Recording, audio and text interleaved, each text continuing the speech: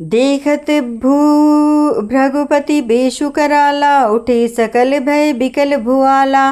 पितु समेत कहीं कहीं निज नामा, लगे करन सब दंड प्रणामा। जहि सुभाय चित वहीं तु जानी, सो जानिय जनु आई खुटानी। जनक बहोरी आई सिरु नावा, सिय बोलाई प्रणाम करावा। आशीष दिन्नि सखी हर्षानी, निज समाज ले गई सयानी। विश्वामित्र मिले पुनि आई, पद सरोज मेले दो भाई। रामु लखनु दशरथ के डोटा, दिन्नि आशीष देखी भल जोटा। राम ही चितई रहे थकी लोचन, रूप अपार मार मद मोचन। बहुरी बिलो की विदेह सन, कहो काह अति भीर।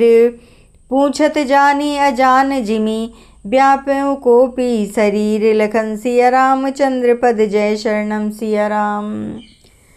समाचार कही जनक सुनाए, जेहि कारण महीप सब आए। सुनत बचन फिरी अनत निहारे, देखे चाप खंड मही डारे।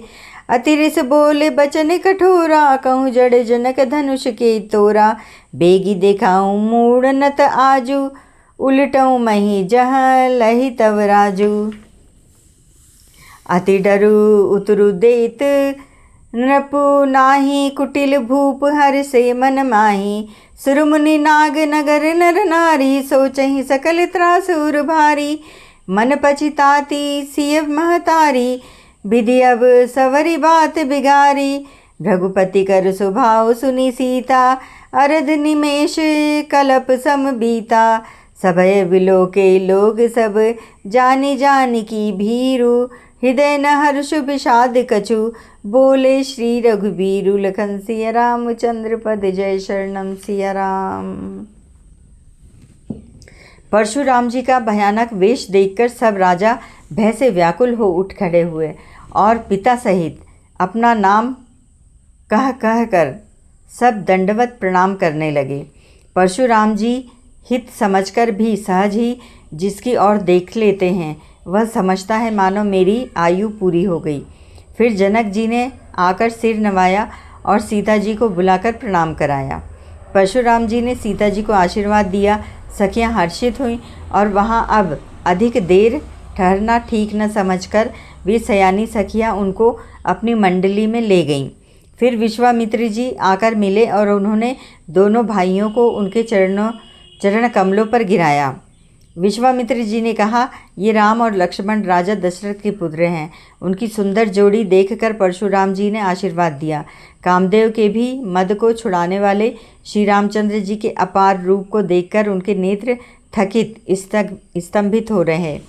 फिर सब देखकर जानते हुए भी अनजान की तरह जनक जी से पूछते हैं कि कहो यह बड़ी भारी भीड़ कैसी है।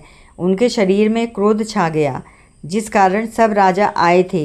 राजा जनक ने वे सब समाचार कह सुनाए। जनक के वचन सुनकर परशुराम जी ने फिर कर दूसरी ओर देखा तो धनुष के टुकड़े पृथ्वी पर पड़े हुए दिखाई दिए। अत्यंत क्रोध में भरकर वे कठोर वचन बोले, रे मूर्ख जनक, बता धनुष किसने तोड़ा, उसे शीघ्र दिखा, नहीं तो अरे मूढ़, आज मैं जहाँ तक तेरा राज्य है वहाँ तक की पृथ्वी उलट दूंगा। राजा को अत्यंत डर लगा, जिसके कारण वे उत्तर नहीं देते। यह देखकर कुटिल राजा मन में बड़े प्रसन्न हुए। देवता, मुनि, नाग और नगर के स्त्री पुरुष सभी सोच करने लगे। सबके हृदय में बड़ा भय है। सीता जी की माता मन में पछता रही हैं कि हाय, विधाता ने अब बनी बनाई बात बिगाड़ दी। परशुराम जी का स्वभाव सुनकर सीता जी को आधा क्षण भी कल्प के समान बीतने लगा। तब श्री रामचंद्र जी सब लोगों को भयभीत देखकर और सीता जी को डरी हुई जानकर बोले। उनके हृदय में न कुछ हर्ष था न विषाद। जय श्री राम।